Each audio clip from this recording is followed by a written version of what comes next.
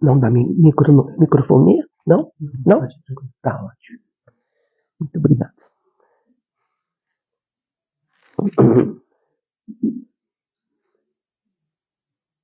Boa noite a todos. Realmente dessa inflamação, é verdade. Milionário, José Rico, né? Embora papai também era muito amigo deles. Então eu sou o verdadeiro, tá? Eu sou presidente da USE de Guarulhos, Arujá e um bocadinho de Santa Isabel. Nós atendemos cerca de 40 casas nessa região e somos filiados à FEB. Desse que vos fala, sinto muito, mas eu vou decepcioná-los, tá bom? Eu não vim aqui fazer palestra, afinal de contas eu não sou um palestrante. Palestrantes seriam os grandes. Falaremos sobre o amor. Cristo, o nosso Mestre Jesus, quando esteve aqui conosco, habitando um corpo de carne, né? Ele nos deixou um acervo das suas histórias, né? Nós falamos, dos seus exemplos, né? Ele nos deixou assim um acervo enorme. E somente devido à nossa condição, porque muitos de nós habitamos aquela época, tá? Então, somente depois de 2.000 anos após, mais de 2.000 anos após a sua vinda aqui conosco, né? Nós estamos começando a entender o que ele nos deixou. Por quê? Porque nós estamos crescendo no aspecto, né, espiritual. Então, nós estamos nos evoluindo através das trocas kármicas que nós temos. Ou seja, a troca corpórea. O nosso espírito está crescendo. E um fato bastante importante que ele nos deixou, quando ele foi inquirido assim de maneira bastante amorosa, né, pelos doutores da lei, né, da época, né, e disseram para ele: Sabichão, o Messias, você se julga Messias, filho de Deus, né? Diz aí, já que você se intitula a ser isso, qual é o maior mandamento? Fala aí para nós. Assim, uma arrogância muito grande. E ele, com a sua simplicidade e a sua doçura, ele disse: amar a Deus sobre todas as coisas. E aí ele emendou uma outra frase: e amar o seu próximo como a ti mesmo. E aí que vem a interpretação dessa frase dupla, vamos dizer assim, né? Poxa vida, é claro que eu tenho que amar a Deus. É evidente que eu tenho que amar a Deus. É claro que eu tenho que amar ao próximo. É evidente que eu tenho que amar ao próximo. Embora, muitas vezes, a gente, por conta de algum fato que ocorre conosco, nós nos revoltamos com Deus, né?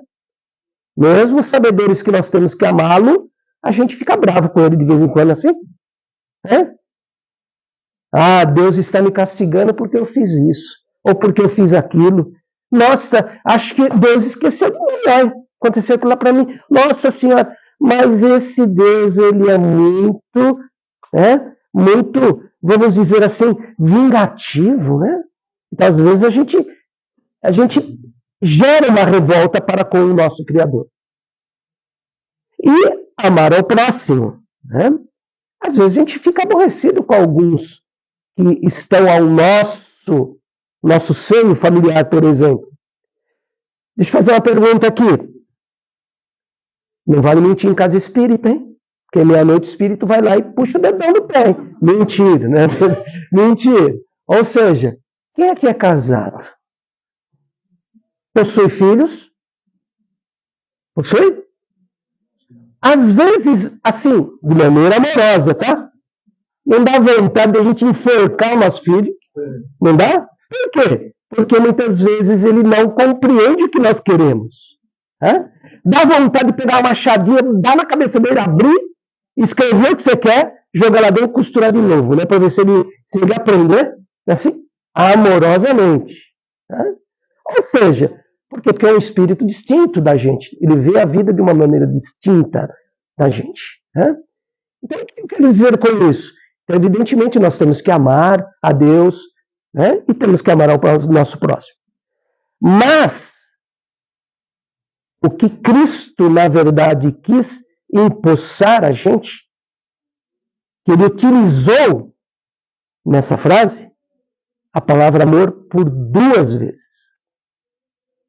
Por 2 vezes. Amar, amar ao próximo. Isso tem uma razão. Tem uma razão filosófica. E é exatamente essa razão filosófica que nós vamos abordar aqui. Que nós vamos temporizar aqui. Vocês querem ver? Olha só, a palavra amor, né? É tão pequenininha, não é? Tão pequenininha. A-M-O-R. E hoje em dia está muito disso, olha, democrática, né? Está muito dessa forma, democrática, se fala muito nisso. Né? Democracia.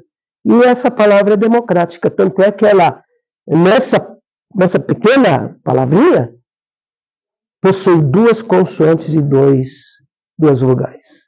Isso acontece, inclusive, na língua internacional. Né?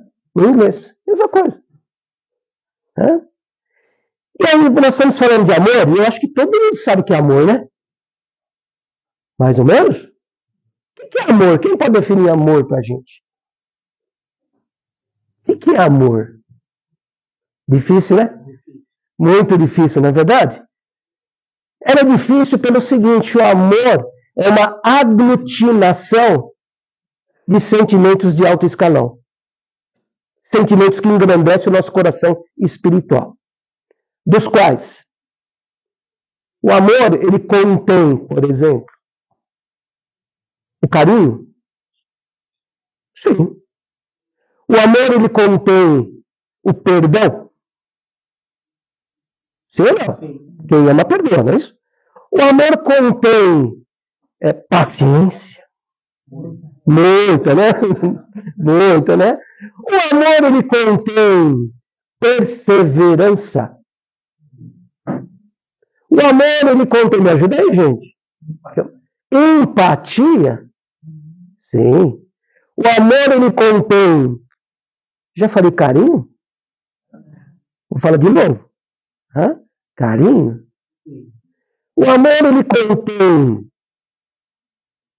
alegria? Sim, né? Você não vê pessoas que amam tristes, não é isso?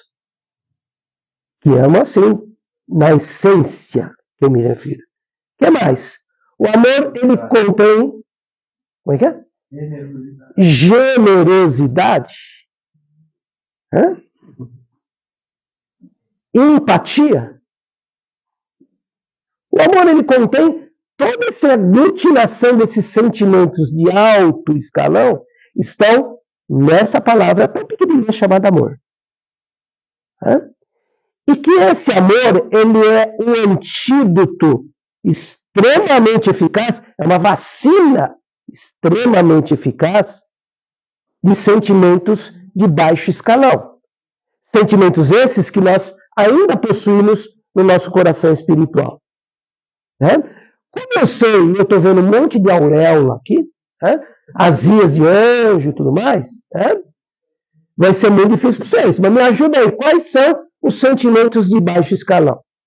Diga aí.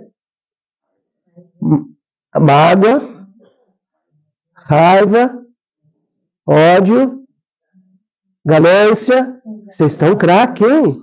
Caramba! Ouvi falar, né? Tá certo. Ouviu falar, deu um Google, né? Deu um Google. Ou seja, ódio, mágoa, o que mais? Injustiça. Preconceito serve? Sim. E como, né? Nos dias de hoje, o preconceito está se aflorando aos nossos corações. O que mais? Ódio? Ninguém falou ódio? Falou já? Né? Mas ninguém falou o pai de todos esses sentimentos. É a célula que proporciona todos esses sentimentos. E não é inveja. Não. Egoísmo também não. Mas também é importante. Orgulho. Vocês já ouviram aquela frase? Vocês sabem com quem vocês estão falando? Sou muito melhor que você, então cuidado comigo, viu? Ou seja, o orgulho, na verdade, é o pai ou a mãe, né? Os genitores de todos esses sentimentos. Ou seja, quando você é orgulhoso, você se considera melhor que o outro, então você é preconceituoso. E sendo preconceituoso, você tem raiva do outro. Porque muitas vezes aquele outro, ele é mais bonito que você, né? Então eu tenho uma inveja. E por conta disso eu sou infeliz, porque eu não tenho aquela beleza dele. E eu sou rancoroso porque eu quero fazer, eu quero prejudicá-lo. E ele fez isso, olha, eu vou vingar. E aí você se torna o quê? Um espírito encarnado ou desencarnado infeliz. Então, quando você possui amor no seu coração, você acaba diminuindo os sentimentos de baixo escalão. Eu vou fazer aqui um exemplo bastante didático, né? Imagine que esse copinho d'água aqui, ó, esse copinho d'água, e a água que está dentro desse copo, seria a quantidade de amor que você possui. Deixa eu ver. Ixi, tá aqui para mim está muito alto. Deixa eu ver. Agora acho que está mais ou menos, vai. Ou seja, esse volume ocupado nesse trechinho aqui de água, né? Representa seu amor no seu coração. E a parte vazia, assim como os sentimentos de baixo escalão, são vazios, representa o seu nível de baixo padrão vibracional. Então, ou seja, você tem um determinado amor no coração, e tem um volume maior de sentimentos de baixo escalão. E é exatamente isso que nós mudamos com a lei do amor. Ou seja, com as reencarnações sucessivas, ou seja, nós habitamos corpos diferentes, em situações diferentes, em condições diferentes. Então, o nosso espírito habita o corpo de forma diferente, em situações diferentes. Portanto, nós aprendemos com isso. Esse é o princípio reencarnatório. Esse é o princípio reencarnatório. Então, com o passar das reencarnações, nós vamos aumentando o volume de água, ou seja, o nosso volume de amor. E aí alguém pode dizer, poxa, Rico, mas pela matemática, esse copo tem um volume finito. Então, nosso coração também tem um volume finito? Muito pelo contrário. Então, imagina que você vai enchendo de água, enchendo de amor o seu coração, aí chega uma hora que ele transborda. Imagine que tem um copinho aqui debaixo dele. Então, todo esse amor que aqui está, você está passando para o outro copo que representa o quê? Um outro ser, um outro espírito encarnado ou desencarnado. Mas supondo que ele caia no chão, você está fazendo uma limpeza nesse solo. Então, nunca é perdido esse amor espalhado. E fazendo uma analogia do que é o amor e a aplicação desse amor, eu vou fazer aqui uma enquete também, tá bom? Como eu disse, não pode mentir em casa espírita, hein, gente? Olha lá, hein? Vai lá. Quem aqui levanta 4 horas da manhã? Um friozinho, hein? Corajoso, hein? 4h30. 5. Corajoso também, hein? 5h30. 6. 6h30. 7. 7h30. 8. Vamos deixar para lá, vai? Tá bom? Ou seja, o que eu quero dizer com isso? O que eu quero dizer com isso? Ou seja, nós levantamos assim de maneira, sei, vamos dizer, bonitona, né? Ou bonitão. Cabelo tudo espenteado, aquele bafo de onça, né? Ramela nos olhos, né? É assim. Aí você vai lá no espelho do seu toalete, do seu banheiro, e você vê. Né? Aquele reflexo que você vê naquele espelho, digo a vocês que é o seu maior inimigo. São vocês mesmos. Vocês querem ver? Muitas vezes, com a aplicação da lei do amor, ela inicia-se com a aplicação individual. Eu digo individual não no sentido de egoístico, tá? Não nesse sentido. Porque, afinal de contas, nós somos os responsáveis por esse corpo que aqui está, emprestado por Deus. Nós somos os responsáveis. Então, esse corpo, ele precisa de cuidados. Cuidados físicos e cuidados espirituais, energéticos também.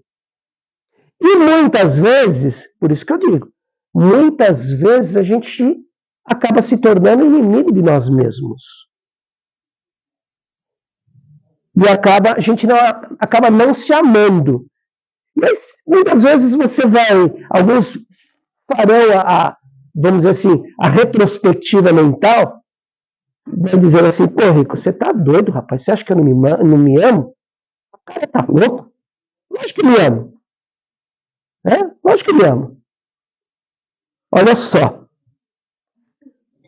Às vezes nós não caímos no padrão vibracional baixo por conta de uma situação. Vocês querem ver, ó? Espírita não faz fofoca, tá? Só comentar. E eu vou falar hoje de uma pessoa que eu amo muito, que é minha esposa, tá? Mas ela não pode saber que eu falei para ela, tá? E ela me acompanha sempre nos bate-papos, né? E eu vou falar um pouquinho dela, já que ela não está na presença aqui, né? Então, só um comentário, né? Aos sábados nós vamos fazer assim, uma pequena comprinha para o sábado, domingo, etc. Né? Todo sábado nós vamos lá, sábado pela manhã. E não raras as vezes nós encontramos uma famosa lá da nossa cidade chamada Dona Mariquinha. E a Dona Mariquinha, aliás, eu não encontrei ela sábado passado. Né? Por isso que nós gastamos mais, né, na despesa do sábado. Bom, e a Dona Mariquinha chega assim para mim e fala, seu Rico, o senhor tá bonitão, hein? Mas sempre elegante, né? Cheiroso e tudo mais, assim, assado, né? E ela fala para minha esposa, Dona Sueli, tem uns cabelinhos brancos, hein? Não pintou, não? Olha as unhas, tá tudo descascadinho, né? Precisa fazer a unha, viu? Olha. Entendeu? Isso, assim, acaba com a compra, né? E a minha esposa, ela fica extremamente nervosa para com esses comentários da Dona Mariquinha. E ela lança aquelas vamos dizer assim, energias, né? Energias salutares para a Dona Mariquinha, né? Assim, lembra da mãe dela, né? De maneira amorosa. O que eu quero dizer com isso? você acaba... Aí nós chegamos em casa, nós temos assim um espelho de parede inteira, corpo inteiro. Né? E ela vai lá no espelho, ver se o cabelo realmente está branco, né? Se as gordurinhas estão lá localizadas, enfim. E ela fica irritada com isso. Né? Por que eu estou dando esse exemplo? Muitas vezes nós captamos, né, e colocamos para dentro todo o lixo energético. Em alguma situação, não sei. E esse lixo energético nos faz um mal. Né? E aí eu pergunto para vocês, será que nós nos amamos mesmo? Que captamos todo esse lixo energético? Não conseguimos repulsá-los? Será que nós nos amamos mesmo? Então esse é o ponto que Cristo disse. Amar é amar a si também. Nós temos que cuidar de nós. Então esse ponto foi abordado nessa frase de duplo amor que Cristo nos deixou. Outro fato importante é com relação aos que nos acercam. Que é a célula da sociedade é a família. Os que nos acercam, os espíritos que estão hoje, por exemplo, em corpo de pai, de mãe, de irmão, de filho, de filha, né? Seriam os elementos diretos. É a família consanguínea, nós chamamos. E existem os agregados, né? Fazem parte da família. Por exemplo, a sogra, né? O sogro, o genro, o cunhado, aquele que traz o pé de frango no churrasco, que come a nossa picanha. É isso, né? Ou seja, a nora. Enfim, os que nos acercam. E exatamente essa prática do amor, principalmente a paciência, dar-se-á nesse meio. Por que se diz assim?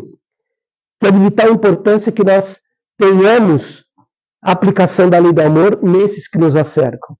Porque a célula, essa familiar, ela transpõe toda a nossa indignação, por exemplo, para os outros elos de relacionamento. Né? Por exemplo, quando você briga com a sua esposa, seu filho, etc., você chega no seu local de trabalho irritado. E muitas vezes você descarrega toda essa irritabilidade para aquele companheiro, aquele colega de trabalho, que não tem nada a ver com isso. Não é assim? Então, é um fato bastante importante esse relacionamento familiar. E olha, é difícil pra caramba. Né? É um desafio enorme.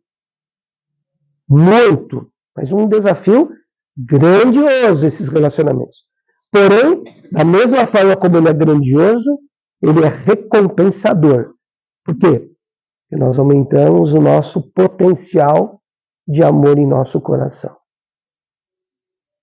Então, é fato. A filosofia, né, espírita diz que nós temos elos de relacionamento. E esses elos de relacionamento, a saber, né? Primeiro elo, o elo consanguíneo, a família. O segundo elo é o elo de relacionamento direto. Por exemplo, nosso vizinho, a dona Mariquinha, né? A fofoqueira lá, né? Às vezes nós somos uma fofoqueira, né? O terceiro elo seria o elo onde você ganha o seu pão. Né? É o seu elo financeiro, o seu emprego, sua empresa. Enfim, o tempo, por exemplo, o ônibus que você toma para chegar até a sua empresa. Todos esses fazem parte do elo, vamos dizer assim, de ganho de pão. Né? E o quarto e último elo seriam os elos da sociedade. Por exemplo, o bairro São João Clímaco, a cidade de São Paulo, né?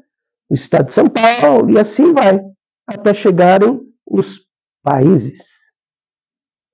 Então são esses elos que são probatórios do nosso amor. Né? Mas esse primeiro elo, que é o elo familiar, ele, na verdade, ele expande para os outros elos. Então é de vital importância que nós tenhamos condições de aplicar a lei do amor nesse primeiro elo. Outra ocasião, me perguntaram sobre o evangelho no lar. Né? E um bate-papo. O que é o evangelho no lar? Muitos imaginam que o evangelho no lar, praticado semanalmente pelos espíritas ou outras entidades religiosas também a utilizam, porém eles nominam de maneira diferente. Mas, na verdade, é o evangelho no lar. Perdão. Então, esse evangelho no lar, muitos imaginam, poxa, eu formo uma cúpula protetiva no meu lar e para os meus entes. Também. Mas o fato principal do evangelho no lar, eu digo a vocês, quando vocês abrem qualquer livro, o Evangelho segundo o Espiritismo, ou mesmo a Bíblia, e leem um trechinho e comentam aquele trechinho do que vocês entenderam. É esse que é o fato importante do Evangelho no lar. Ou seja, você está externando o seu entendimento naquele trecho e a sua esposa, enfim, aquele que está participando está te ouvindo. Da mesma forma como a outra pessoa externa o seu entendimento. E aí você pega e fala, puxa vida, não vi dessa forma. Olha só, realmente ela tem meia razão. Eu tenho meia razão, ela tem meia razão. Ou seja, você escuta o outro. E esse é um grande problema hoje na sociedade. Não se escuta o outro, principalmente na família. Não se aplica a lei do amor, que é o quê? Um dos pontos é a paciência. Né? É a paciência. Então, é de vital importância que nós apliquemos essa lei do amor no primeiro elo, que é o elo familiar. E quando você aplica dessa forma, essa lei do amor, ela expande como para os outros elos. Expande para os outros elos. E aí você acaba vivendo melhor. E eu quero deixar aqui um adendo, né? Só um adendo, que faz parte de um outro bate-papo, mas só um adendo, né? Muitos imaginam e colocam a sua felicidade não na lei do amor. Eles colocam em outras casualidades. Né? Então a pessoa ela é infeliz, ela não muda a sua atitude, ela diz assim, olha, se eu tiver isso, eu sou feliz. Ela não diz assim, poxa, eu preciso alterar a minha postura. Não, eu tenho que ter isso para eu ser feliz. Então ela condiciona a sua felicidade em cima de alguma coisa. Né? E eu fiz um estudo de cerca de 5 anos estudando esse atendimento fraterno que nós fazíamos. 3 pontos que as pessoas almejam para manter a felicidade, e não alteração da sua postura, aplicando-se a lei do amor. Então, a primeira delas, por exemplo, é o dinheiro. Ela diz assim, se eu tenho dinheiro, eu sou feliz. E quando se fala em dinheiro, é tudo que ele proporciona, não é só a espécie, né? É tudo que ele proporciona, boas viagens, um bom carro, uma boa casa, um bom investimento, enfim, tudo isso que lhe proporciona o dinheiro. O segundo ponto é a saúde. não nessa sequência, tá? Estou fazendo a sequência aleatória. A saúde. Se eu tiver saúde, eu sou feliz. A lei do amor, esquece. Se eu estiver bem, os outros que se dão. Né? E saúde, quando se refere, é a saúde não só física, tá? É a saúde visual. Ou seja, eu quero ser bonitão a vida inteira. Eu quero ter na minha casa uma fonte da juventude para todo dia de manhã eu mergulhar lá e eu não tiver para que eu não tenha esses cabelinhos brancos, essa barriguinha saliente, né? Enfim. Ou seja, então, esse tipo de saúde que principalmente pessoas que amam o seu corpo físico e não amam o que você tem no coração.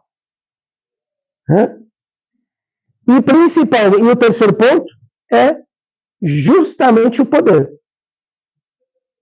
Não esse poder que um presidente da República tem, um deputado federal, um senador, um ministro da Corte Suprema, um vereador, enfim.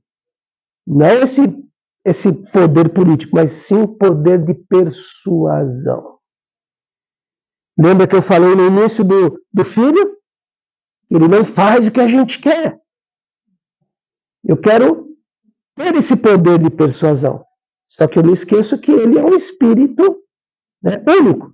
E por conta disso, ele tem as suas ideias. E por conta disso, ele tem o seu livre-arbítrio. E por conta disso, ele tem o princípio de ação e reação, que são as leis naturais existentes nesse universo. Só. São as duas leis. A gente se esquece muitas vezes. E quer impor a nossa vontade. Pode ser que essa nossa imposição seja uma vontade, uma imposição adequada, mas não naquele tempo. Mas não naquele tempo. E a gente não entende isso. Ou mesmo você vai lá na sua empresa e almeja uma determinada promoção. Eu estou apto a essa promoção. E você muitas vezes não é agraciada com essa promoção. E aí você se desilude, porque você não consegue vender, no linguajar popular, vender o seu peixe. Né? E aí você acaba, que lei do amor de nada, essa sociedade é mercadológica, injusta e tudo mais, por que eu serei bondoso? Né? Então esse é o conceito de lei do amor. E aí vem um outro ensinamento de Cristo.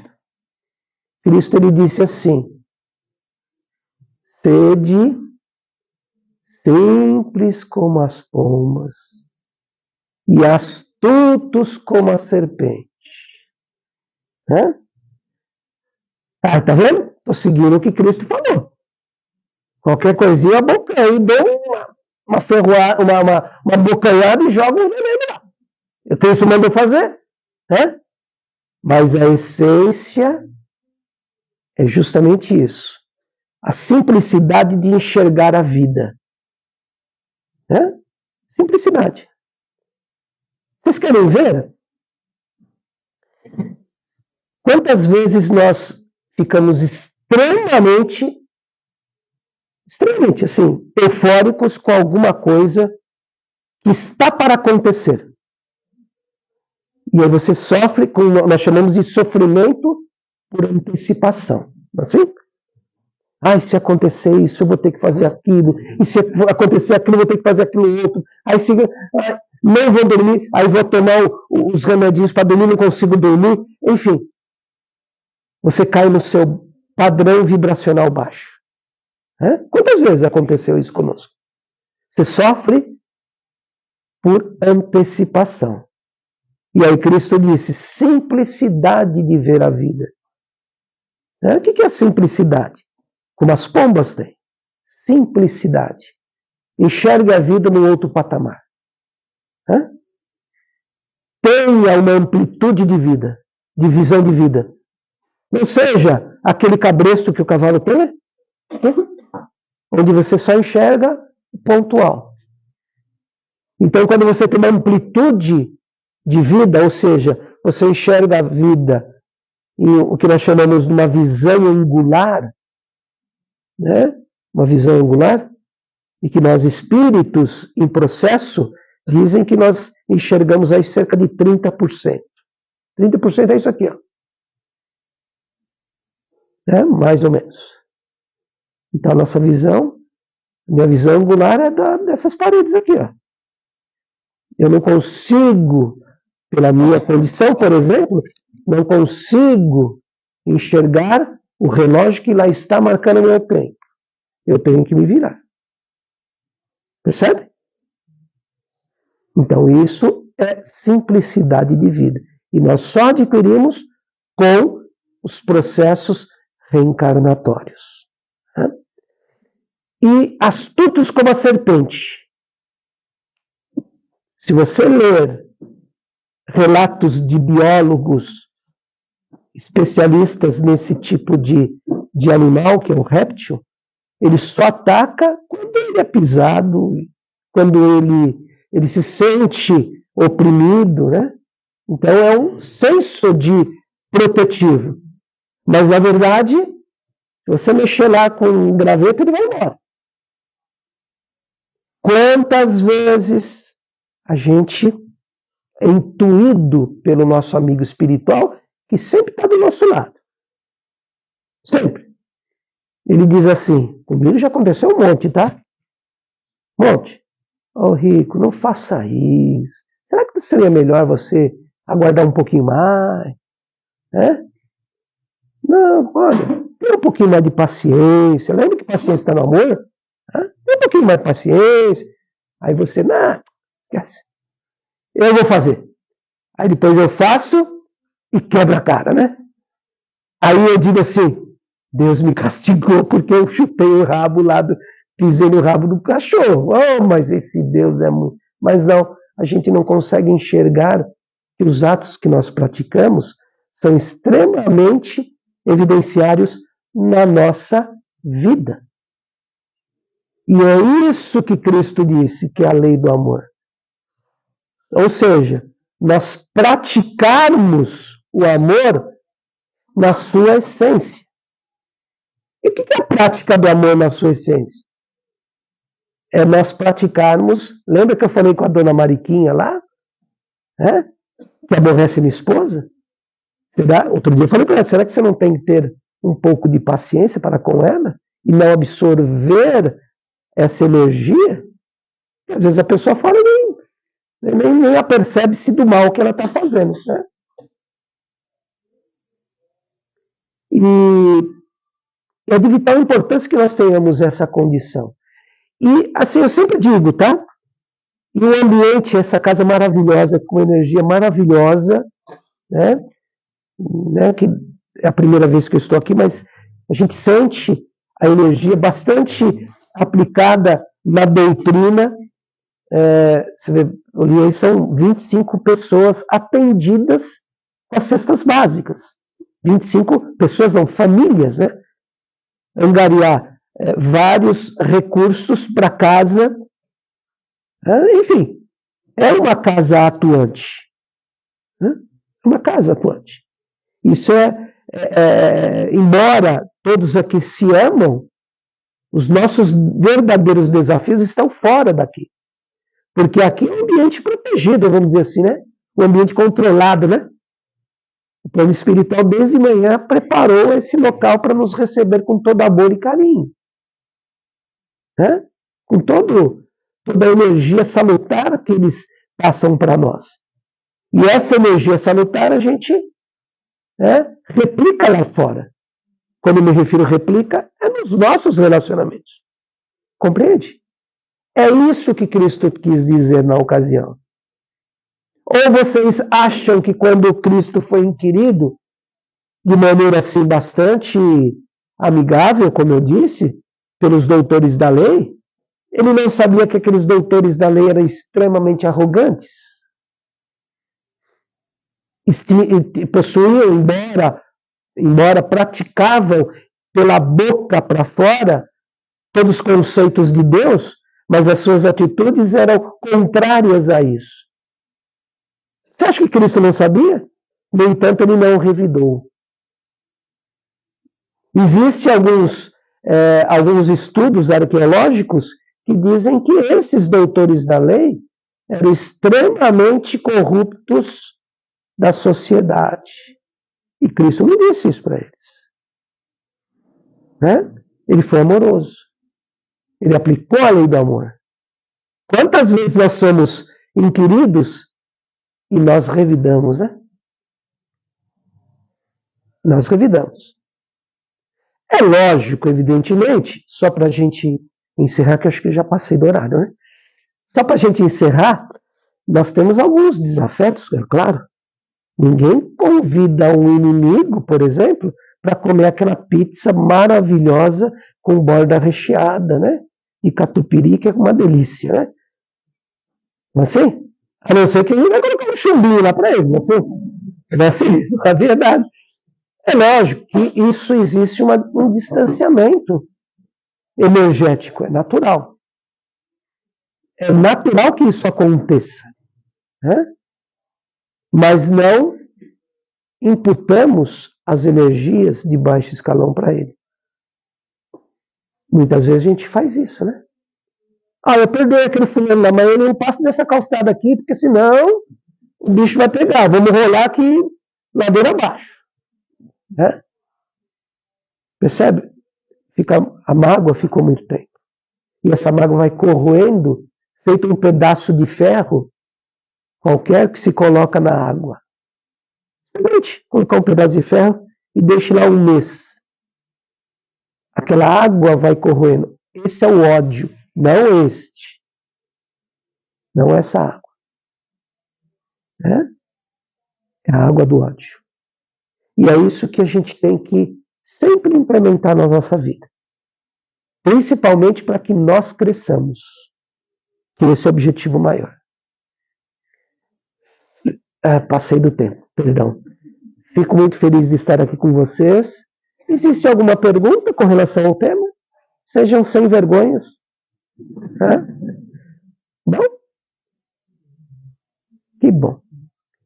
Muito obrigado pela presença de vocês. E eu fui incumbido da grande missão de fazermos a oração de fechamento dos trabalhos. Eu fiquei muito lisonjeado.